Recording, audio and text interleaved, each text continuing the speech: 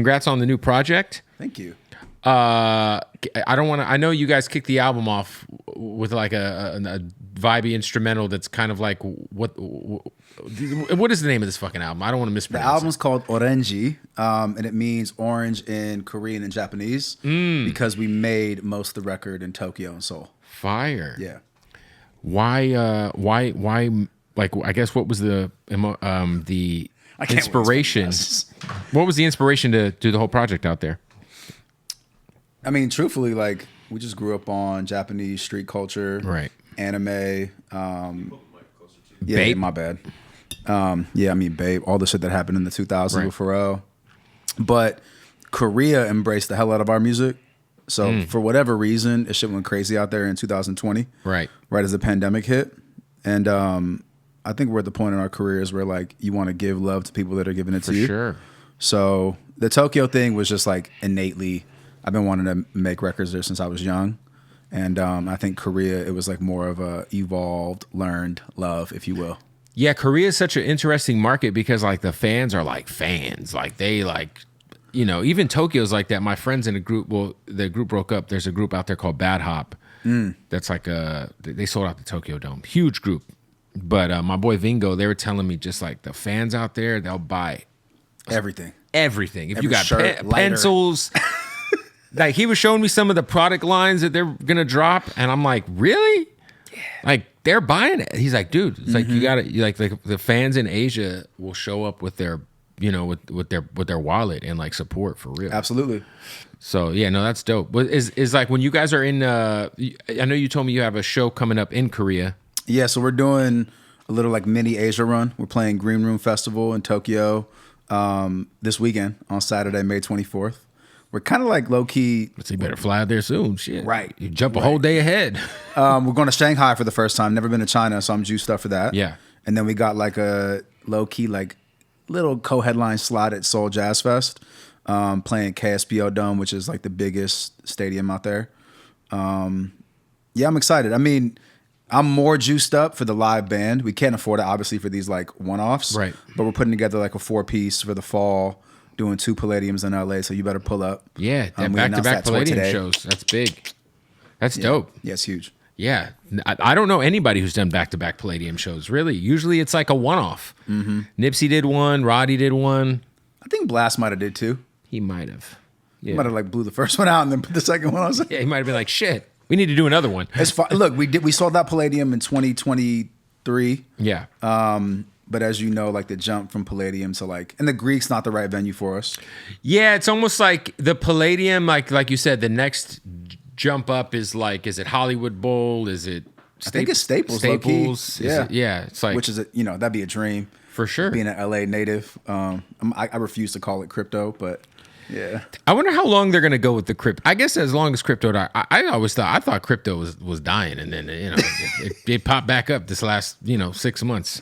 Yo, so how did you and your member in this group meet? Because I know you as a rapper from back in the day, the blog era. Yeah. I feel like I might have found you on Two Dope probably. Two Dope Boys probably. Yep. I don't even know if you were on Two Dope Boys yet. Honestly, maybe. Really? I don't know. I think you might have reached out to me on Twitter or something. I don't know. Nonetheless, I was a Twitter fiend, yep. You had a song, Spiderwebs, which was like a No Doubt flip. Was Coldplay, it? Coldplay flip. Okay, yeah. Shit, you got a good memory. Yeah, it was a long time ago.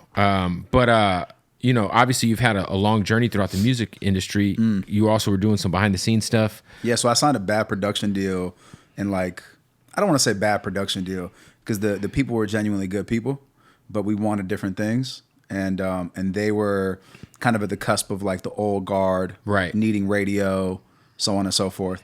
I opened up for people like Dot, Q, Mos Def. Like I had some really good slots before we signed that deal, and for better or for worse, it didn't work out. But I got to learn how to do everything else. Like, oh shit, okay, if they're not going to send my records to radio, let me hit the people that are putting young artists on.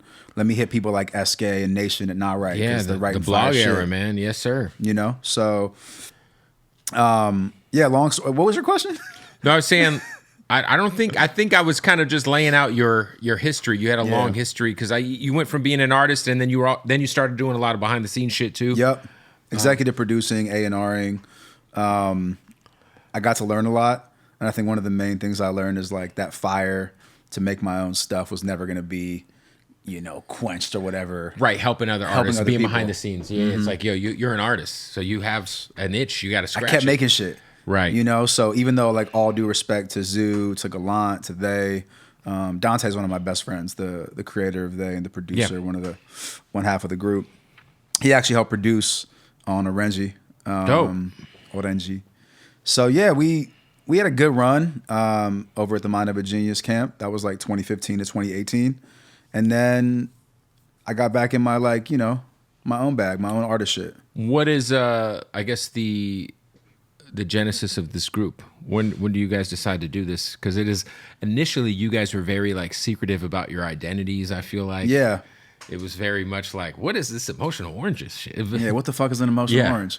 No, and at the end of 2015, I started making demos for EO. Okay. And it was basically my whole singing bag, like the funkier R&B productions.